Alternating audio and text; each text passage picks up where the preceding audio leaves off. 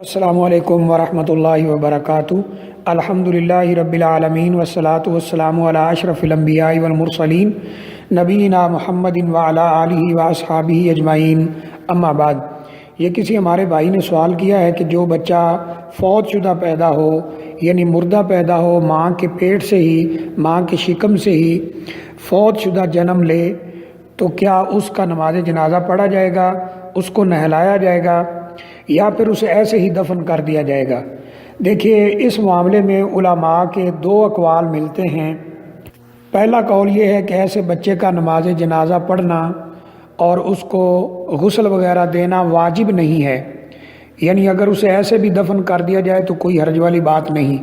جبکہ بعض علماء کے نزدیک اس کی نماز جنازہ بھی پڑھی جائے گی، اس کو نہلایا بھی جائے گا اور کفن وغیرہ بھی دیا جائے گا۔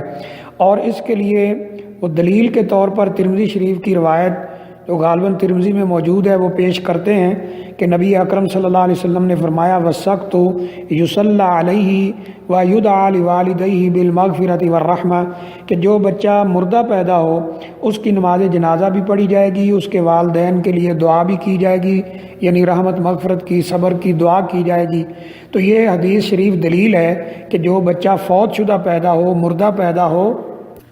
اس کی بھی نماز جنازہ پڑھی جائے گی، غسل وغیرہ دیا جائے گا۔ اور یہی بات جو ہے یہ صحیح معلوم ہوتی ہے ان دو اقوال میں سے۔ اور اگر ہم پہلے والے قول پر غور کریں تو اس میں علماء نے یہ فتویٰ دیا ہے، یعنی جو دوسرا گروہ ہے علماء کا، انہوں نے بھی یہ نہیں کہا کہ ایسے بچے کی نماز جنازہ یا اس کو نہلانا ناجائز اور حرام ہے، بلکہ صرف انہوں نے یہ کہا ہے کہ واجب نہیں ہے۔ اور یہ روایت جو ہے یہ دلیل ہے کہ ایسے بچے کو نہلایا بھی جائے گا، اس کا نماز جنازہ بھی پڑھا جائے گا،